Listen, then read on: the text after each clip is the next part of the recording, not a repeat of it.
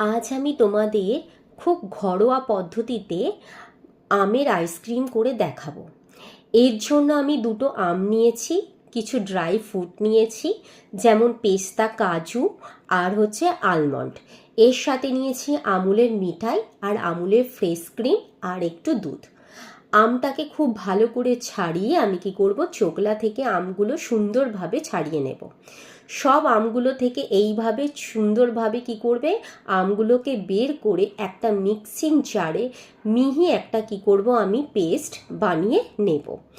সেই পেস্টের মধ্যে আমি দিয়ে দেব আমুলের মিঠাই। আমুলের মিঠাইটা দিলে আমের আইসক্রিমটা খুব মিষ্টি হয়, এতে কি হয়, চিনিটা লাগে না।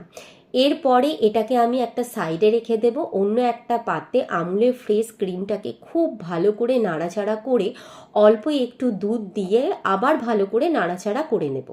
নিয়ে একটা ভ্যানিলা আইসক্রিম দেব, যাতে আমের আইসক্রিমটা যে বানাবো তাতে যে আইসক্রিমের ফ্লেভারটা সেটা আনার জন্য আমি একটা ভ্যানিলা আইসক্রিম কি করব, খুব ভালো করে মিশিয়ে নেব, যাতে একটুকু পরিমাণে কি হয় না, আইসক্রিমগুলো না থাকে। তারপরে সবগুলো ওই আমের মধ্যে দিয়ে খুব ভালো করে হালকাভাবে নাড়াতে থাকবো। এরকমভাবে হালকাভাবে ঘোরাতে ঘোরাতে দেখবে সবটা আমের সাথে মিশে গেছে, নিয়ে সুন্দর একটা ফ্লেভারও আসছে, আর কি হবে, স্মুথ একটা ব্যাটার তৈরি হয়ে গেছে। দেখো কত সুন্দর হয়ে গেছে।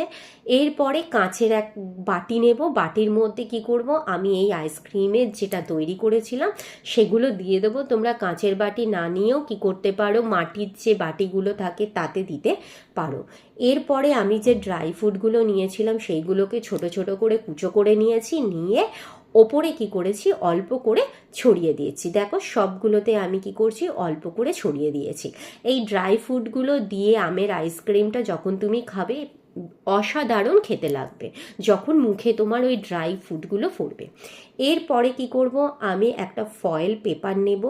ফয়েল পেপারগুলোকে আমি 4 টুকরো করে কি করব, আইসক্রিমে খুব ভালো করে ঢাকা দিয়ে দেব। দেখো এই ফয়েল পেপারটা নিয়েছি, নিয়ে এইভাবে কাটিং করে নিয়েছি, নিয়ে কি করেছি, আমি বাটিগুলোর মধ্যে খুব সুন্দর করে কি করছি, চাপা দিয়ে দিচ্ছি। সবগুলো যখন চাপা দেওয়া হয়ে যাবে, একটা ট্রের মধ্যে সব বাটিগুলোকে রেখে দেব। রেখে দিয়ে কি করব, আমি ফ্রিজের মধ্যে ঢুকিয়ে দেব, কারণ আইসক্রিমটাকে জমানোর জন্য। তো ফ্রিজের মধ্যে ঢোকানোর পরে আমি কি করব, কয়েক ঘন্টার উপর রেখে দেব, ম্যাক্সিমাম বলতে গেলে 6-7 ঘন্টা। তাতেই দেখবে আইসক্রিমটা সম্পূর্ণভাবে কি হবে, বসে যাবে। দেখো আমি একে একে ফয়েল পেপারগুলো তুলছি, নিয়ে তোমরা